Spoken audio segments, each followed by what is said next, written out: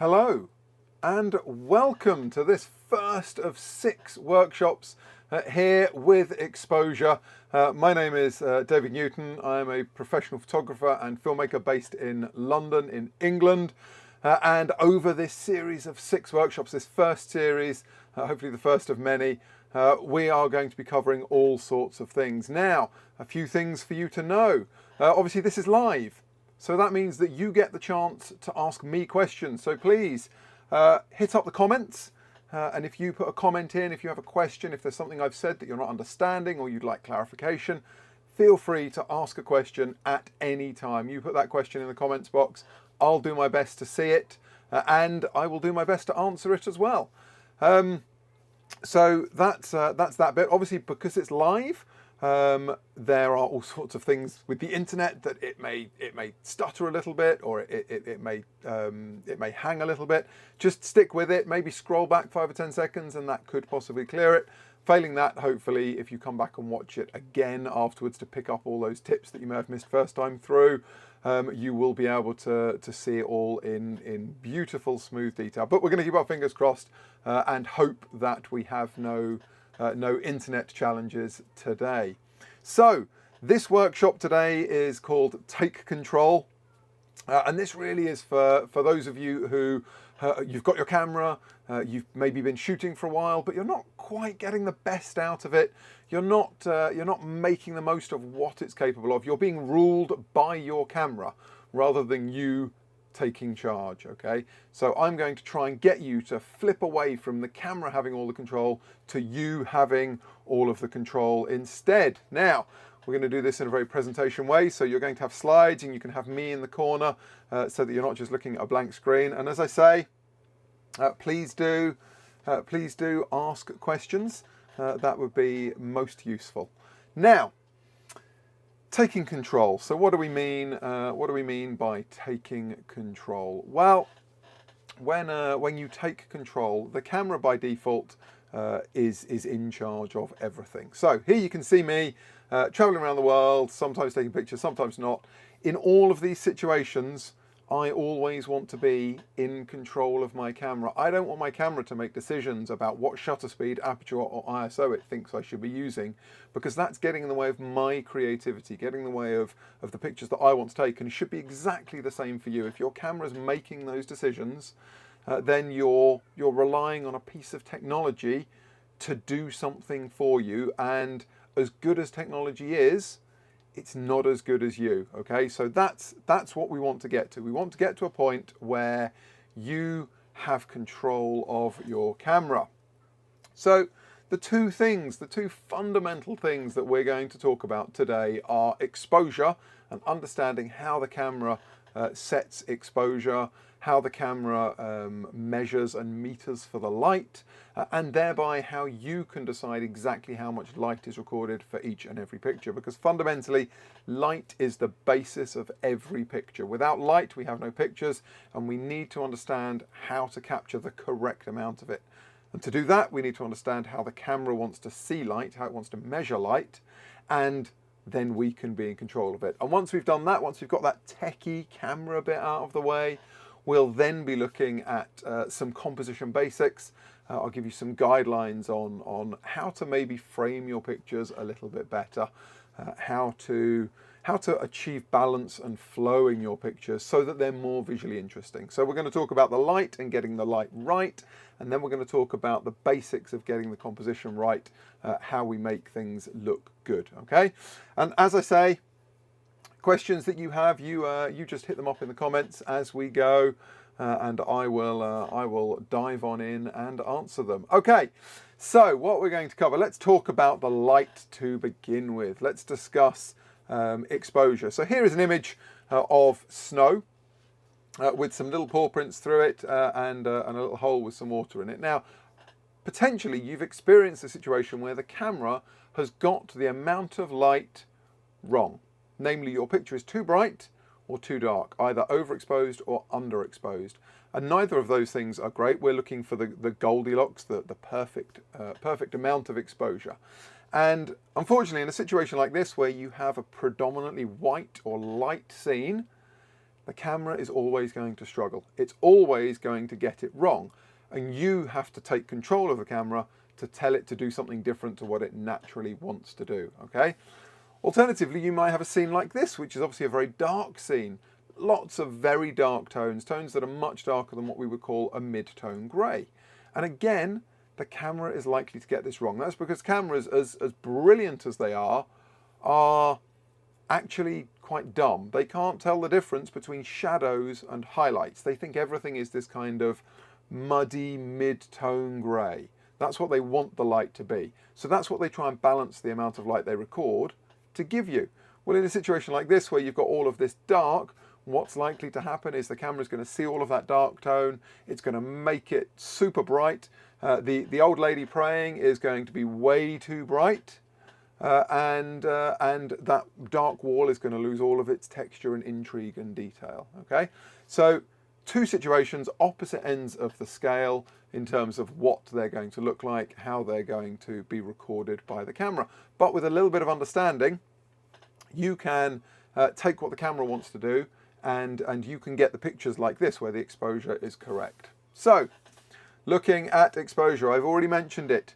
Mid-tone grey or 18% grey. This is 18% grey. Okay, it'll possibly vary based on the screen that you're viewing this on, but predominantly that is what we would call a mid-tone grey. Now this is what the camera thinks all of the tones that it's taking pictures of should average out to.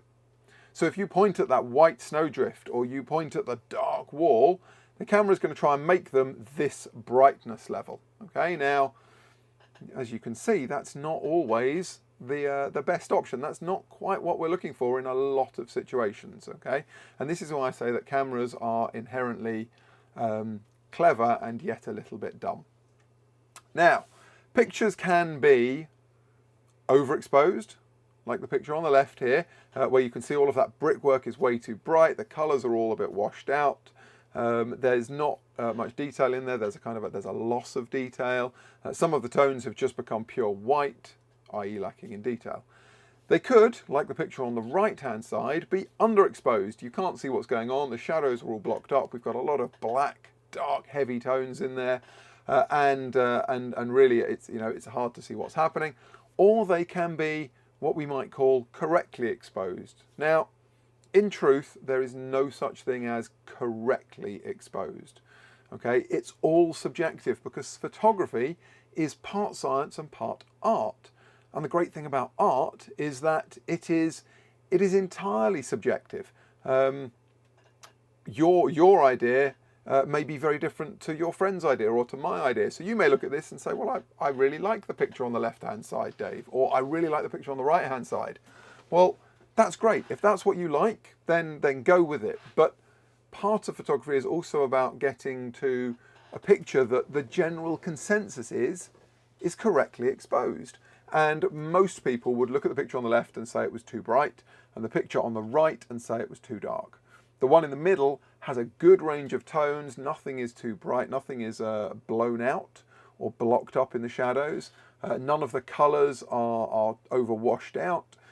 We've got natural looking colours. We've got light that looks natural to our eyes. It's how we would expect to perceive that scene if we were looking at it directly ourselves. Now, the way you get this is by controlling the amount of light that comes into the camera.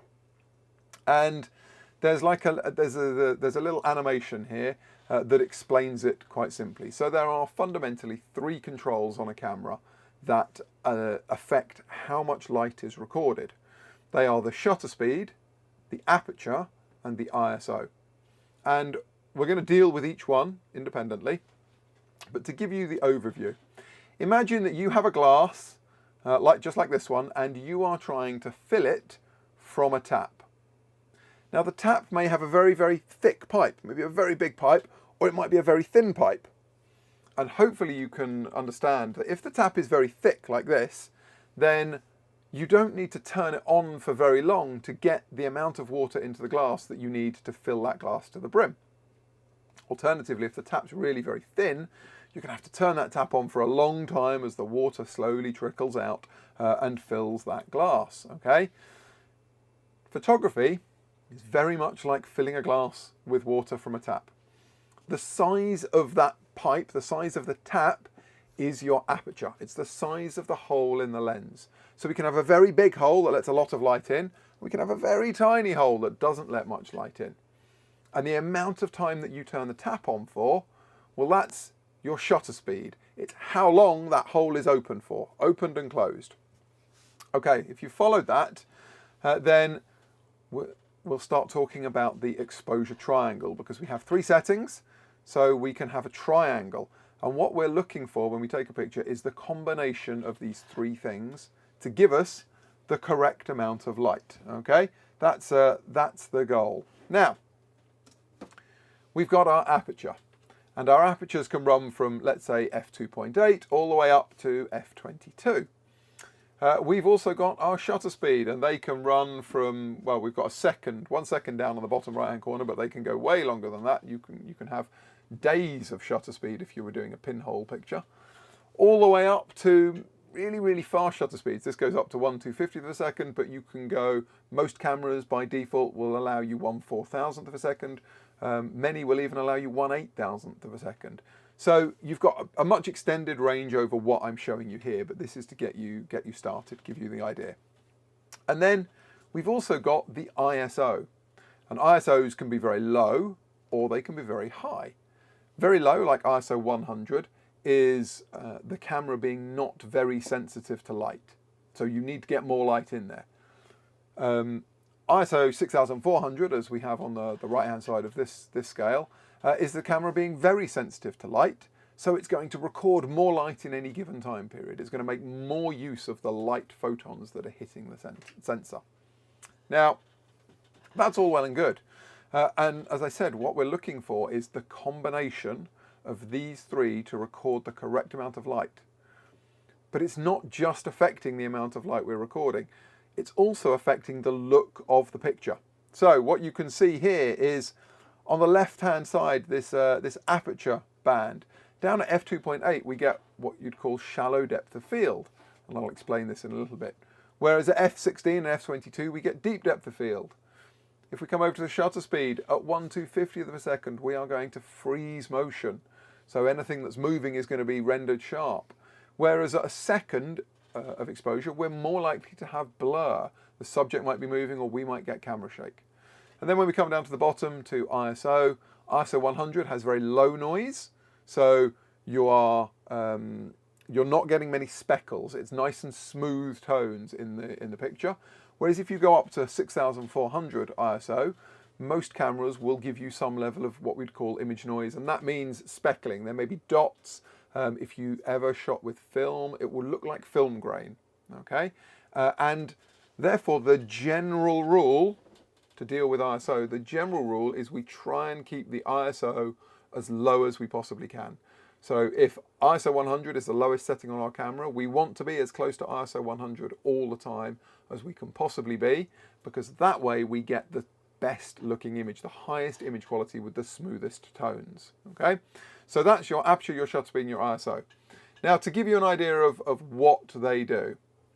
So we'll deal with shutter speed to begin with. So this is a slow shutter speed. And in this picture, I've moved the camera with the bike at a slow shutter speed. So the bike is sharp, but you can see all of that blur in the background. All of the people in the grandstand are all blurry. And that's because I was panning and the shutter speed was slow, so they're all static and they've all become blurry in the background. The reason the bike is sharp is because I've moved the camera at the same relative speed as the motorbike, so it hasn't moved within the frame. It stayed right where it was. So that's a slow shutter speed. It allows you to do creative things like panning, but you're also potentially going to get camera shake or motion blur. Conversely, we have a fast shutter speed. Now, despite what it looks like, this motorbike is not just balanced on its edge, held up by invisible wires. He's moving around that bend at about 100 miles an hour, but I've used a fast shutter speed to freeze him right where he is. So he is rendered as a sharp image on the frame. So that's a fast shutter speed. Now, then we look at aperture, and I told you that aperture was like the size of the pipe in that tap. So we can have a very big hole in the pipe, that being f1.4, or we can have a very small hole in the pipe, something like f16, f18, f22. And hopefully you can see with this visual depiction that the bigger the hole, the more light will get through in any given time period. Okay, now what does aperture do to our pictures? Well, if we have a very small aperture, so a large aperture number, let's say f18, f16, f22, anything like that, we get what we call deep depth of field. So depth of field is the amount of an image that is in sharp focus from the foreground to the background. So in this picture, this was taken in Portugal, you can see that everything from right at the very front to where that point comes to, right at the very front, all the way through to the buildings in the back is in sharp focus. And that's because I used an aperture like, I don't know, maybe f16 or 18 or possibly f22. And I therefore got very deep depth of field. It allowed me to get everything in the scene from front to back in focus. So this is part of your creative decision. Do you want everything in focus like this, or do you just want the subject in focus, or do you want somewhere in between? And that'll be dependent on the picture that you're trying to take. Okay, then we have the shallow depth of field. So this is shooting very wide open on the aperture, like f1.4 or f2.8 or even f4 or f5.6. Because depth of field isn't just controlled by aperture. In fact, aperture is not even the greatest control of depth of field. Actually, the distance to the subject is. So if you get closer to your subject, if we start here, if I get in closer now, the background will get more fuzzy. If I come back, the background will get less fuzzy. The aperture of the camera that you're looking at me through isn't changing. Simply the distance between me and the camera is changing. And hence that depth of field is changing with it. Now, depth of field therefore is a combination of aperture and subject distance or focus distance. But still, from any given position, it is your aperture that is going to adjust your exposure, your depth of field, and obviously your exposure. So remember, f16, f18, f22, you get deep depth of field like the image on the left. f2, f2.8, f4, f5.6, you get shallow depth of field like the image on the right. Okay. Now, let's have a little look at some shutter speeds, some apertures, and some ISOs and how they interact. Now, the left-hand side, we've got arrows. You can see down the bottom is less light, and at the top is more light. So let's put our shutter speeds in. 1 second is going to record more light than 125th of a second. If we put our apertures in, f2 is going to let more light in than f22. And if we put our ISOs in, 12,800 is going to record more light than if we're at ISO 100. And now, as I said before, we're looking for the combination. So let's say that an eighth of a second at f5.6 at ISO 1600 gives us the correct exposure. It doesn't matter what amount of light this is, but let's say that that gives us the correct exposure. Now, this is all well and good, but we may not like that combination in terms of what it gives us in the picture, the actual result that it gives us. It might give us the correct amount of light, but maybe the subject is moving and we get camera shake or motion blur, or perhaps the depth of field is too deep or too shallow. Or maybe with the ISO, we're getting too much image noise and we'd like to go slower. Now we can move these because shutter speeds, apertures and ISOs are all measured in stops. And 1 stop of shutter speed is the same as 1 stop of aperture is the same as 1 stop of ISO. So if you change one, you can alter the other in the same amount to get the same level of light in your picture. So let's imagine with this one that maybe we want a faster shutter speed. So we were at 1/8 of a second, and we thought actually that's going to give us camera shake. We must use a faster shutter speed. So we've changed our shutter speed from 1/8 of a second up to a 1/60th of a second. That is 1, 2, 3 stops, as you can see. Now to record the same amount of light, we then have to make a change either to our aperture or our ISO. Now, we don't necessarily want to take our ISO any higher because that's likely to give us more and more image noise.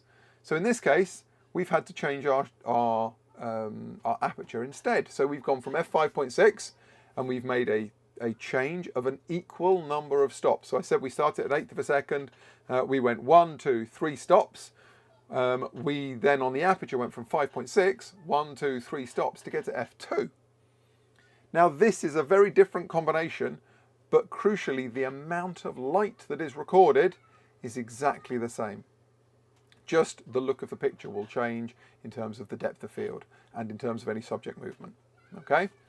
Perhaps, however, we say, well, we're willing to take our ISO up, or maybe, as is more likely the case, the lens can't go as wide as f2, because there are very, very few lenses that can have an aperture that wide. So we started at 5.6. All we could do was get our aperture to f4. Well, that gave us 1 stop more light. So we went from 5.6 to f4. But that means we're still 2 stops darker than we were. So we've had to make a change to our ISO, and we've gone from 1600 to 3200 to 6400. And that way, we've then still recorded the same amount of light, but again, just in a different combination of settings. Okay. Perhaps, however, we want a very, very slow shutter speed. So now we've come down to 1 second. We've put our aperture back where it was, but because we're letting in more light with our shutter speed, we can now bring our ISO down. So we were at 6400. We've brought it all the way down to ISO 200. Again, same amount of light, just different ratio of settings to give a different look to the picture. Now, hopefully that makes sense. So there we go. Right, we've got some questions. Oh, hello.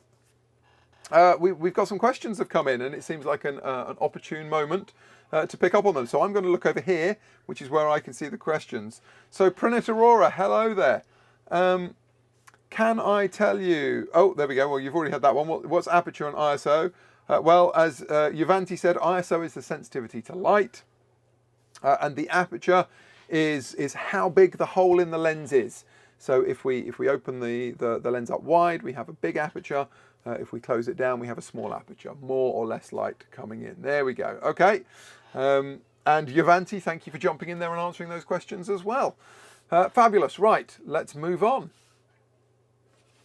Now, it's all well and good understanding shutter speed, aperture and ISO. In fact, it's absolutely crucial. But we then need to know how we're going to set it on the camera. So on the top of your camera, you will potentially see a mode dial. You should see something that looks a bit like this, okay? Or maybe if I show you this one here, maybe this is one here. This is the mode dial. It could be on the left-hand side, could be on the right-hand side. It may even be something that you have to change on the rear screen as well. So just be aware of that. But fundamentally, you will be able to find something that has some symbols and some letters that look a bit like this. Now, what do they mean? Well, this is the mode dial, and this is where we choose how we set the shutter speed, the aperture and the ISO, or indeed how the camera sets some of the shutter speed, the aperture and the ISO. So let's break the mode dial down into 2 parts, because most cameras will have this. We have what you might call the basic modes, or the pick modes, and we have what are more commonly known as the creative modes. So the basic modes will have symbols. They'll be the ones with the pictures. So one of them may be green square. You might have one that looks like a picture of a person. Maybe there'll be a picture of some mountains or a little flower or somebody running, or maybe the flash. All of those are potential options that you may find. So you've got green square and portrait and landscape and close-up and sport, night portrait maybe, flash off. It will depend on your camera exactly which ones you have. The reality is, we're not overly interested in them, because what we want to use are these creative modes. So the creative modes are P, A, S and M, or P, TV, AV and M, and that'll depend on the camera system you're using as to the names they give them. But fundamentally we have program, we have aperture priority, we have shutter priority, and we have manual.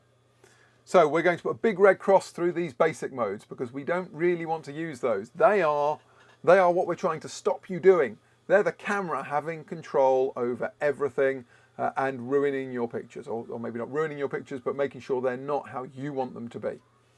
When you get into the creative modes, the program, aperture priority, shutter priority, and manual, that's where you step in and you give the camera some level of command to get the results that you want.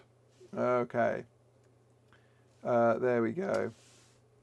Right, so what do you get to set? So when we come into these creative modes, we get the option to set certain things. So the top one is program.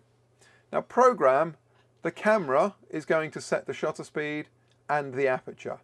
So you may wonder why we're dealing with it. Well, it's because when we're in program mode, we still get a level of override control. We can still tell the camera we think it's going to get it wrong, and we can step in and give it a bit of a pointer. Below that, we get aperture priority. In aperture priority, you set the aperture. The camera will set the shutter speed. So with you setting the aperture, you're effectively making the decision over how much depth of field you want in that picture. Do you want a lot of depth of field, or do you want a shallow depth of field? For example, if you were doing a landscape, you'd probably want quite a lot of depth of field, so you'd probably be closing your aperture down, maybe to f11, 16, 18, 22, something like that. If you were shooting a portrait, however, you're probably more likely to want it wider open. So in either of these situations, you can select your aperture in aperture priority, and the camera will select the shutter speed. And it will do that to try and give you that mid-tone grey that we talked about before. In shutter priority, it's reversed. So you set the shutter, or the shutter speed, and the camera selects the aperture. So you're going to make a decision about your picture because maybe you're photographing somebody running, or you're photographing motorsport, or maybe birds in flight. And you therefore want to think, shutter speed is going to be most important now. I want either a fast or slow shutter speed, and I'm just going to let the camera make the decision about the aperture for me. And then finally we come down to manual. And in manual, you get to choose both of them. So you select both the shutter speed and the aperture based on the result that you're trying to achieve. Okay? Now that sounds scary, but don't worry, it's not. It's actually quite easy, quite simple. So, next up, we need to understand how the camera is going to measure light, because that has a great effect on the look of your picture. Obviously, if the camera is measuring the light wrong, you're going to end up with the picture being way overexposed or way underexposed, as I talked about right at the beginning. So how does it do it? Well, most cameras have got 4 options, possibly 3. One of them they may not have, but you should have probably most of these on your camera, most of these options. They may have different names, so partial and spot and probably center weighted may well all be much the same, but the one on the left, the evaluative metering, you may also see it called matrix metering, or it has a couple of other names as well, but it's doing the same thing. Okay, so how do we set it? Well, let me show you on the back of the camera if I can, and then I'll tell you what they all do. So, where are we? Let's come to here. Right, so hopefully on this screen here, you can see I'm in the camera menu here, and I'm going to scroll down to my metering mode, and that metering mode is going to look, oh, let's come back here, is going to look a lot like what I was showing you on screen. So you've got this evaluative and partial and spot and center weighted average. Okay, so they are your metering modes. Depending on your camera, you may also be able to set this on the rear screen. So for example, I can set this here on the rear screen as well. So I've got, again, my evaluative, my partial, my spot, and my center weighted. Now it's all well and good knowing where to set them, but you need to understand what they're doing as well. That's absolutely key. So what's going to happen is, in evaluative, the camera looks at the whole scene.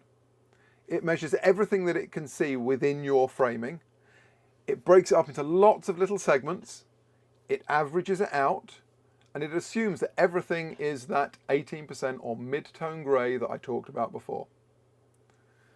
Now that's great because it can account for some areas that are a bit bright and some areas that are a bit dark, some areas that are closer to a mid-tone, and by and large it shouldn't do too bad a job. But it can very easily be thrown by a white background, like if I had this white background behind me, that could very easily throw the camera off if I didn't tell it otherwise. It can be thrown if you're photographing that white picture that I showed you to begin with all the snow, or a dark wall, or a black cat. Any of those things are likely to make the camera get it wrong. Next up, we've got partial. So in partial, the camera doesn't look at the whole scene. It just looks at the central kind of 10% of the frame. So if you think of the entire scene that you're looking at through the lens, the middle 10% circle is about where it's measuring the light from. Now, that's great because you can then be a bit more defined about where you're metering the light from, and therefore, is that a white wall like this, in which case you need to tell the camera that it's white, not grey, or is it something darker, maybe a bit like my t-shirt, in which case, again, you need to tell the camera that it's darker, not grey. Or if it is indeed a mid-tone grey, then you can leave it exactly where it is. Next up, we have spot metering. And spot metering is exactly the same as partial, but it's even more precise. So it will tend to meter from the central between 1 and 3% of the frame, depending on the camera that you're using. So it's a very precise area of taking a light reading. So, for example, you could meter from a grey card, or again, you could point at this white wall and you know exactly where it's metering from. Or if I was sitting here like this, you would have the choice of either metering from the wall this side of me or from my face, both of which will have different exposure values. Okay, so that's spot metering. And then lastly, we have center weighted average. Okay, and center weighted average is a very old method of metering. It's kind of the first method we had when exposure metering became semi-automatic. It's a bit like partial. If you imagine that partial circle that you had, where you're measuring the central kind of 10% of the frame, and then everything else outside it. That's what center weighted average does. It looks at the middle 10%, and then it looks at everything around it. And everything around it is treated as one area, and then the central 10% is treated as another area. But it gives a bit more bias, a bit more weight to that middle 10%. Okay? So they're your metering modes. Now, I'm not going to tell you which one to use. I'd recommend that you get your camera out and you try each of them and you see what effect it has. But you need to do it in the knowledge that evaluative is going to be quite forgiving, or matrix. Partial and spot are going to be quite unforgiving, because if you meter from the wrong area, the camera is going to get it wrong. And center weighted is kind of some halfway house between the two. It's not as forgiving as evaluative, but it's got a little bit more leeway in it than either partial or spot. Okay, now let's see if there's any more questions. Umar Al-Qaid says, I missed the beginning. Should I just watch from here or should I rewind to the beginning? Totally up to you. This will stay up for you to rewatch time and again, so you could probably just watch from here and then skip back and watch the beginning bit sometime later. So that you've got the ability to ask your questions and get answers as we go. Maybe that's the best thing for you to do. But if you want to go and skip back to the beginning to catch up, then by all means you do that. Okay. So let's move on now. Before we actually start talking about the rule of thirds, what I want to show you is some settings on the camera. Okay. So I'm going to connect this camera here, and you're going to get to see my slightly messy desk. So this is the back of the camera, right? This is what you may see on your camera, and there are all sorts of different things on here, some of which you need to know about. Most of which you don't, most of which you can bypass to begin with. You'll need to know what they are at some point, but right now, all we're really interested in is predominantly those top two lines. Okay, so on the top line, you can see that we've got our metering mode. So our shooting mode. So I can switch through on that dial that I showed you, and I can pick those different modes. Now, I'm going to use manual, and there's a reason I'm going to use manual. It will become apparent in a little bit. Next up, we have got this value that you can see changing here. Now, this is our shutter speed. And as you can see, we can have these very slow shutter speeds, all the way down to 30 seconds, and then we go to bulb. And when we get to bulb, we get incredibly long shutter speeds, as long as you want. You can leave that shutter open for a very long time. So these are our shutter speeds. And then we have apertures.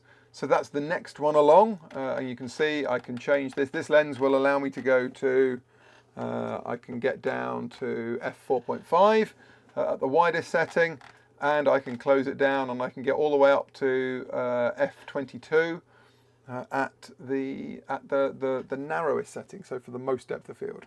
So that's our shutter speed and aperture. And then the last one, as you can see, is our ISO. Now, some cameras will give you finer increments of these. So some cameras will give you, as I say, finer increments than these. You'll be able to get third stop exposure settings. But this is in whole stops on this camera. So 100 is a very low ISO. This is where we get the best image quality. 12,800 is a very high ISO. It's where we get the lowest image quality. And we need to make the decision as to which one we want. I'm just going to put this on 400. Now, there's a question come in. Can I please tell what's the difference between auto and program modes? Okay, I covered that a little while ago, but in brief, if you have a look at these here, we've got the auto modes, or we've got flash off or creative auto, or all of these. These are the auto modes. Basically, these are the camera taking control. When we come round to the program modes, the P, TV, AV, and M, this is you taking control, and this is what I really want to get you to understand, is that you don't need those auto modes.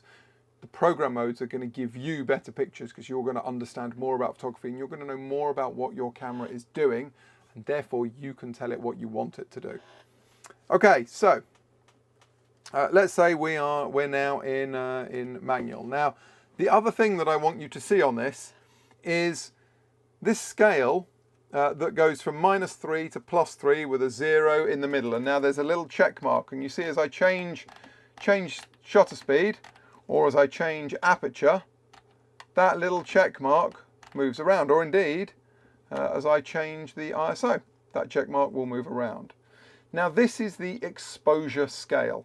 Okay, this is where the camera is telling you, or you are telling the camera, what level of light you're going to be recording.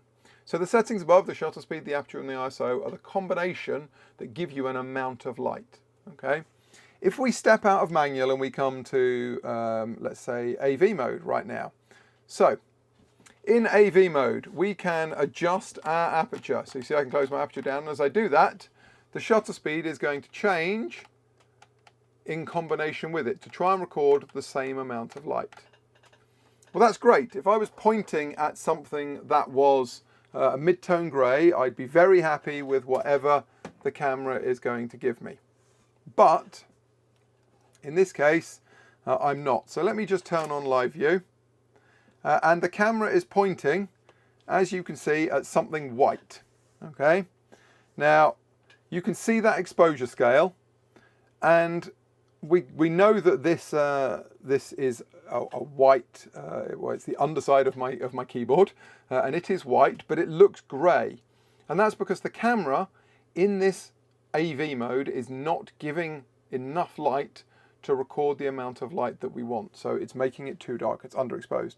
So what we need to do is we need to tell the camera that we're going to use positive exposure compensation. So you see that scale now that was at the bottom?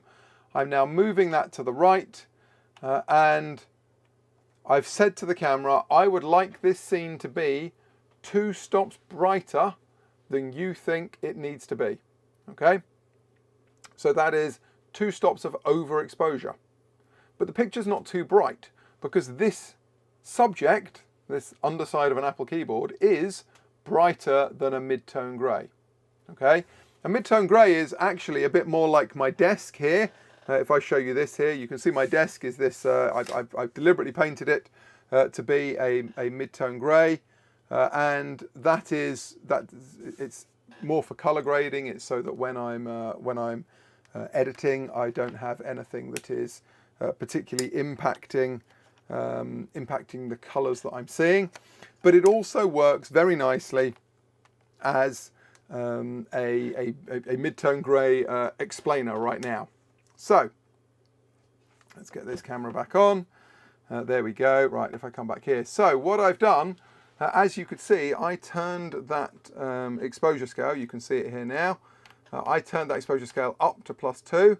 And when you saw the live view, the scene looked good. Okay. Now, this is what you have to do. If you're going to shoot in P, TV, or AV, you have to be using exposure compensation. If I was to point at the mid-tone grey of my desk, so let me give you that view, here we go, then I'm quite happy for that scale to be in the middle. It doesn't need to be overexposed or underexposed. I can leave it in the middle because this desk is indeed a mid-tone grey. You'll notice I put my hand in there. There you go. The camera has changed a little bit. It's changed the shutter speed that it's giving us, and I may decide I want to either over or underexpose that. But this is an automatic mode. Now, if we were in manual, I'd make my settings. Let's say we were, I don't know, somewhere about here. Oh, I'm back. Let's say, I'll give you this back again. Let's say we were somewhere in the middle. Then I wouldn't need to change it. Now, I can make that setting, and as I make that setting, what's going to happen is the settings are not going to change. Here, let me turn this back on again. Just had to switch the, oh, have I got it connected? I don't, hang on. While I'm doing this, hopefully that answered the difference. What camera am I using? The camera, this is a Canon 750D. The settings will look different depending on the camera that you're using, but they should be somewhat similar. You should get much the same result. So you can see I'm now in manual. If I make the settings so that things are about where I want them to be, it won't change as I put my hand in the way or take it out. Okay, so that is our setting of exposure. Now, I've shown you how to set it. What we need to do is understand why. Hopefully, I've covered some of that in terms of getting the right amount of light, and you can now make a decision as to whether let me come and talk to you again. P, TV, AV, or M is the right mode for you to be in. Now, there is no right mode, okay? It's whatever makes the most sense to you. You can pick any one of those four and get great results where you are in control of your camera. You just have to make the decision which one fits your head better, which one do you understand better, or maybe which one suits the subjects you're shooting more. So perhaps, as I said before, if you're shooting landscapes, you may go to AV mode perhaps. Or if you were doing sports, you may be more inclined to use TV mode, okay? All of those work. It really doesn't matter which one. You just have to understand how the camera is working so that you can make the appropriate settings. Now, where are we? How do I get, there's another question, how do I get a graph on my display, and what does the graph represent?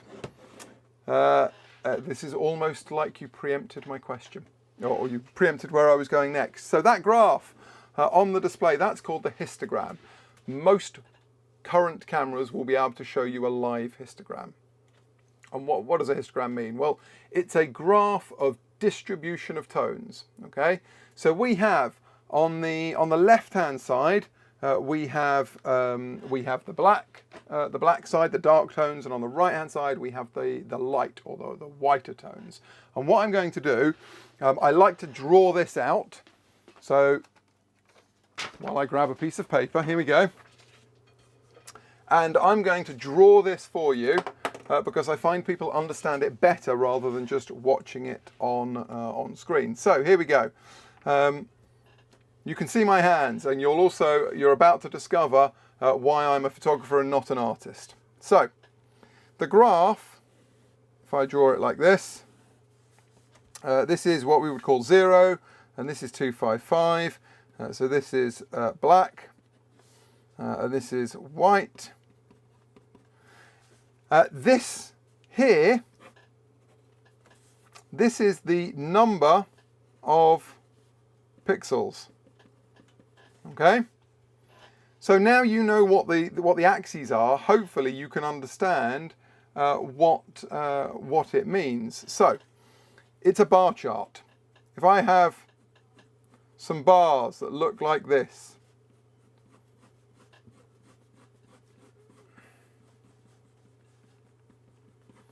what it means is I have got, I don't know, this many pixels at this brightness value, okay? Or I've got this many pixels at this brightness value. Now, when we look at the histogram, we are not interested. We don't care if the towers are really tall going up to the very top of the box like this. This is not a problem. This is all okay for us, okay? The time we have issues with it, the time we have problems with it, is if they're hitting this edge or this edge, okay? Ideally, we do not want those. If anything is hitting this right-hand edge here, this is overexposed. It's blocked out white. If anything is hitting this left-hand edge here, it's blocked out black. It's underexposed. Now, in some situations, that will happen, and it's not a problem, okay? It doesn't matter too much, but as a general guide, we want to try and avoid anything hitting either of those two sides, okay? But we don't mind if they're very tall up here, okay? I hope that's answered your question. So what we can say, therefore, from what I understand, it's something like levels on Photoshop. It is exactly like levels on Photoshop. That's all it is. Now, you can use it to tell you if you got your picture too bright or too dark, okay? So, if we photograph something that was mid-tone grey like my desk, we would expect the histogram to look something like that. If, however, we got a histogram that looked like this, we would know that we had it overexposed. Or equally, if it was all the way over this side, it would be underexposed. Alternatively, maybe we're photographing something that is white, like the back of this keyboard was white. We would expect this histogram to be up this end. We'd still want to avoid it hitting the right-hand side, but we would expect it to be up this end. Or maybe we're photographing something black, like the monitor stand that I've got here. We're going to expect it to be something like this, down on the left-hand side. Again, we want to avoid it hitting here, because otherwise it will be blocked up. There'll be no detail in it. Okay, so that's the graph, the histogram that you get on the back of the camera, that you can see in many cases in live view, but you can almost certainly see when you play back the image afterwards. And you can make a decision, therefore, as to whether you got the exposure correct or whether you need to adjust it, make it brighter or darker to compensate. Okay, there we go. Oh, a quick throw-in question. Is it advised to use a tripod always? Not really related to exposure, but I'll answer anyway. Not necessarily. It entirely depends on what subject you're shooting. If you're doing landscapes, then pretty much yes, I'd recommend using a tripod 99% of the time. If, however, you're photographing birds in flight, or you're photographing portraits, or you're photographing sport, then you'll probably find a tripod will slow you down, will be cumbersome, will be awkward, and won't give you appreciably better results. The only time you really need to consider a tripod is when you are shooting with a slower shutter speed. So I mentioned shutter speeds early on, we talked all about them, hopefully you understand what they're for, but there is a rule that you need to know. which is the rule that helps avoid camera shake in your pictures. And it's called the reciprocal of the focal length of the lens, which is an awful lot of complicated words that don't mean a lot to anybody. But let's say, for example, if I get this camera here, okay, and let me give you this. In fact, let's not get that camera. Let's get this camera here. Okay, it's much easier for you to see. So this camera here, right? You can see this is a fixed 35mm lens. So what it means for the reciprocal of the focal length of the lens is that the shutter speed should be no slower than 1/35. Okay, so if we were using a 50mm lens, for example, so if we had a 50mm lens, our shutter speed should be no slower than 1/50, which is 1/50th of a second. If we were using a 200mm lens, our shutter speed should be no slower than 1/200. So 200th of a second. Okay, so this is what helps avoid camera shake. It's not going to stop your subject moving, but it will help you avoid camera shake in your pictures. Okay, and image stabilizers will also help with that. But again, they're only going to stop the camera shake. They can't stop the subject actually moving. There we go. Right. Okay, fabulous. No more questions for the moment. Okay, we're all good. Let's move on. So you've seen the cameras. You've seen where to make the settings, how to adjust them. Just in case you weren't sure, let me bring this one back here and show you here. So if I wanted to change the shutter speed on this camera, it's this dial. If I wanted to change the aperture, I have to push a button, this one here, which has got AV written on it. So I'd push that, and then I would change the dial here, and that would change my aperture. Some cameras will have two dials, so there'll be one here and one here, or maybe one up here. And that will be where you'll change your shutter speed and your aperture. So that's your camera settings. Okay, with camera settings done, that's the sciencey part of it. Hopefully that's giving you a bit of a grounding into understanding your exposure a little bit more.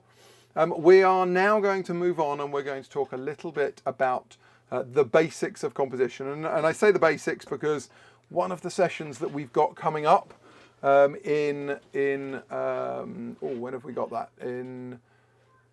Not next week, the week after. So in 2 weeks' time, I will be doing a session on composition or creative framing.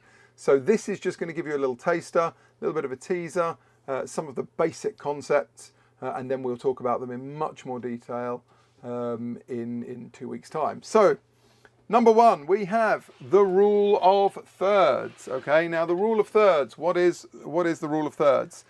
So the rule of thirds is a guideline that helps you get a balanced picture in terms of the framing. Okay, oh, let's put me back on here. Hello, back again. Okay, so the rule of thirds. We can take our picture, our scene, and we can break this whole scene up into a collection of thirds, vertically and horizontally. And you can see here that we now have, instead of one big scene, we've got 9 boxes. Okay, so 3 vertically, 3 horizontally, 3 by 3 is 9. And the intersecting points, so the areas where those horizontal and vertical lines intersect, have more visual dominance, they have more visual weight. Now, I said that the rule of thirds is actually a guideline, and that's because it's an approximation of something substantially more complex that I will go into in more detail in 2 weeks' time. But for now, it's actually called the golden mean or the golden ratio, and you'll find some people prefer, instead of the rule of thirds, they prefer this, what we would call the phi grid. Okay, and you can see that the ratio, that middle band, is slightly different. Okay, now what does this mean? Well, if we take 2 pictures here, and I'm going to break them up. So picture on the left, we've got a landscape, and if I put the grid on it, you'll notice how the horizon line is very close to that upper third. and the bush in the foreground on the right hand side is kind of placed on the intersecting point of the lower right third. Yeah. So then the island in the top left is on that top left hand third.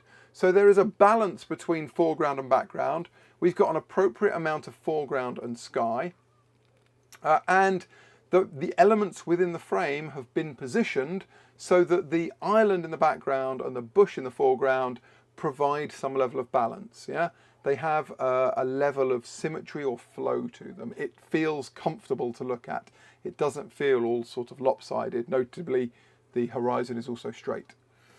Now let's look over at this cheetah on the right hand side.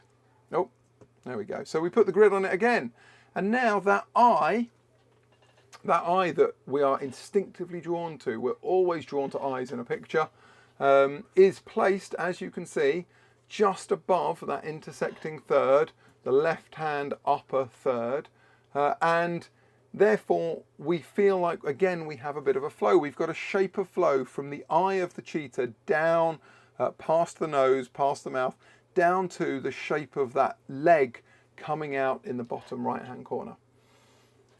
The biggest point about this is that you don't want to put your horizons flat in the middle of the frame. You don't want to put your subject flat in the middle of the frame. Now, there are reasons why you may, and that's why I say this is not a hard and fast rule. It's a guideline. It's a pointer to give you a little bit of somewhere to start. But you need to understand this, and you need to make use of the rule of thirds, even as an approximation, just to give you a bit of a start point. Okay, now I'm going to, oh, let me come back. I'll give you this back again while I wrap up and answer some questions, because we've got a couple more questions in. Hello, is there a difference between kind of camera like Canon or Nikon? There are differences in terms of how they work, but what they do is much the same thing. They will call the same thing different names. So for example, on a Nikon, your mode options are called P, A, S and M for program, aperture, shutter and manual, whereas on a Canon they're called P, TV, AV and M. So program, time value, aperture value and manual. Shutter speed, aperture and ISO are all exactly the same. Nikon call their evaluative metering matrix metering or 3D matrix metering, but spot and partial will probably have the same names, whereas Canon call their evaluative metering evaluative metering. I always refer to it as evaluative because I shoot with Canon. So there's I mean, is there a difference? Not a huge amount. Right. Next question. Right, so is there a preferred histogram shape that we should take our photos with, or is it not not necessary? So if you think back to the histogram that I showed you here, I'll give you this back again here. So there's no ideal histogram. You may be told, some people may tell you that your histogram should look like this. Okay, I won't be able to see you, but hands up if you've been told that. If you have, they were lying, because this occasionally happens, but very rarely. This implies that we have a scene that's predominantly mid-toned, like the desk, but then has an equal amount of shadows and highlights in it, which almost never happens. Okay, all you can do with the histogram is, there's no ideal histogram. There is, you look at the histogram. You look at the histogram and you decide based on the scene that you're looking at. So for example, if I could show you the histogram for, I don't know, for this, for the picture, for this picture on the left-hand side, if I come back here, if I could show you the picture for that, the histogram for that picture on the left-hand side, the landscape, you'd find that there's quite a lot of dark tones. There'd be some very bright tones. It'd be hitting the right-hand edge because that's the sun. And there would be a range of midtones, but it wouldn't look anything like this bell curve distribution. Okay, so you have to look at your histogram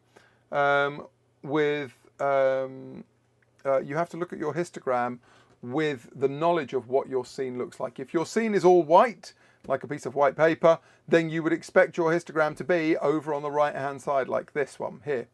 If your scene is all dark, you'd expect it to be somewhere over here. All you really need to know is try to avoid it hitting the right hand edge or the left hand edge. Don't worry how tall they are, okay? And that's a really good start point. Next up, what do we have? There's a tiny dial on top of the viewfinder piece. What's it for? Somebody's answered that. Aperture has answered that. It is indeed for correcting. It's indeed for correcting eye defects. So it's focusing for the viewfinder. So when you look through the camera, you need to make sure that the viewfinder is focused. And the way you want to do that is when you look through the viewfinder, you should see some writing. There'll be some text. It might be the shutter speed, aperture and ISO and the exposure scale that you can see. And what you want is to make sure that is as sharp as possible. So you can adjust that little tiny dial. And for those that have never seen it, I'll try and show you it. Here it is, here. So you can turn it to the plus and minus side.